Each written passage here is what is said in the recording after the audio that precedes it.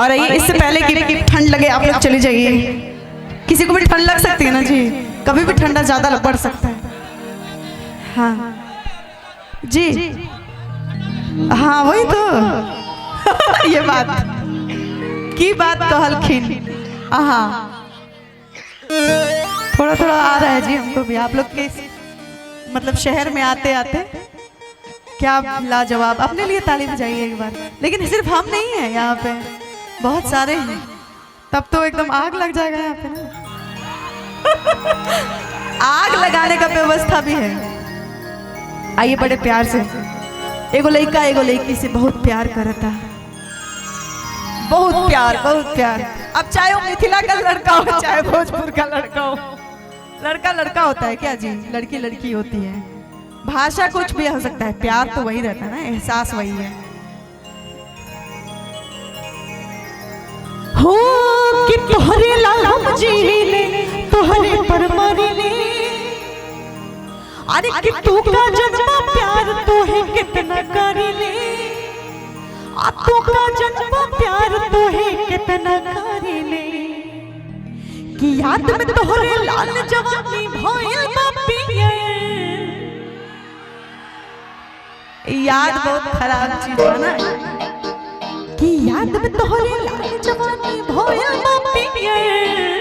और व्हाट्सएप पे दिल भेजने वाली देखनी हटी, व्हाट्सएप पे दिल भेजने वाली देखनी हटी, व्हाट्सएप पे दिल भेजने वाली देखनी हटी, व्हाट्सएप पे दिल भेजने वाली देखनी हटी। चोरी लगना कहे सजना। एक मिनट, हम सोच रहे हैं कि इतना हल्का क्यों लग रहा है। हल्का इसलिए लग रहा है कि लगता है आप लोग खाना नहीं खाए हैं। खाए हैं आप लोग? मिथिलांचल में बड़ सुंदर खाना मिले छे, माछ भात। आप लोग का फेमस खाना नहीं, फेवरेट है।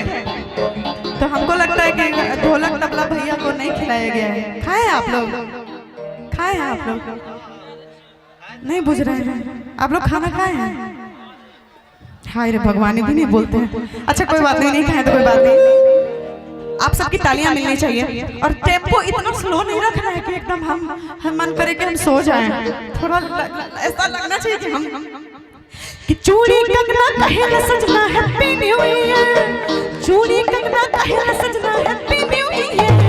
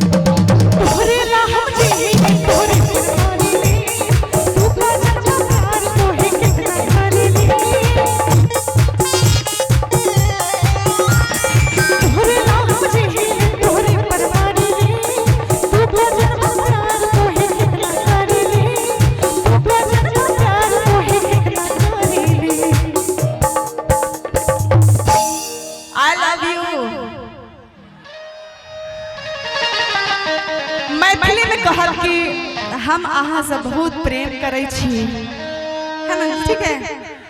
और भोजपुरी में कहते हैं कि हम तोहरा बिना रह ना पाए, मर जाइए हमार राजा।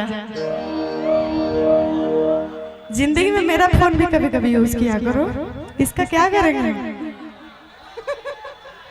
कि तुहरे ला हम जीले तुहरे पर मरले। बुझाइए बुझाई छी हम की कहै छी। आई लव यू तो आप लोग को बोलना चाहिए आई लव यू टू। हाँ ये बोलना चाहिए। 4 5 6 7 8 9 10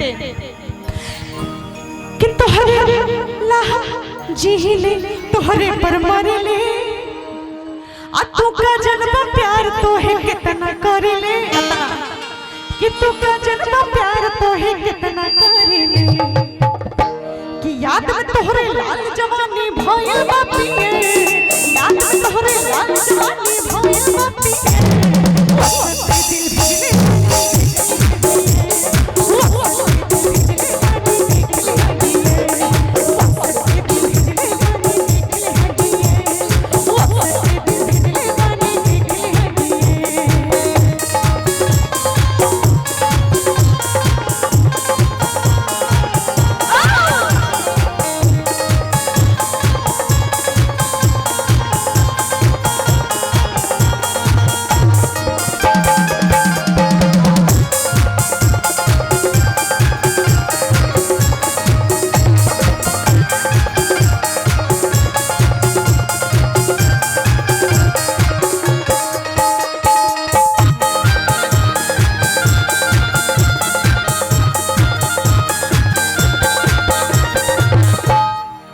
कि भोरा बन के रहा हरदम प्यार के दुनिया में जिंदगी के हर नया साल हो तोहरे बनिया में भोरा बन के रहा हरदम प्यार के दुनिया में जिंदगी के हर नया साल हो तोहरे बनिया में ओ जिंदगी के हर नया साल हो तोहरे बनिया में कि तोहरे याद में लाल जवानी भोया ना पिए सच्चे दिल भिजले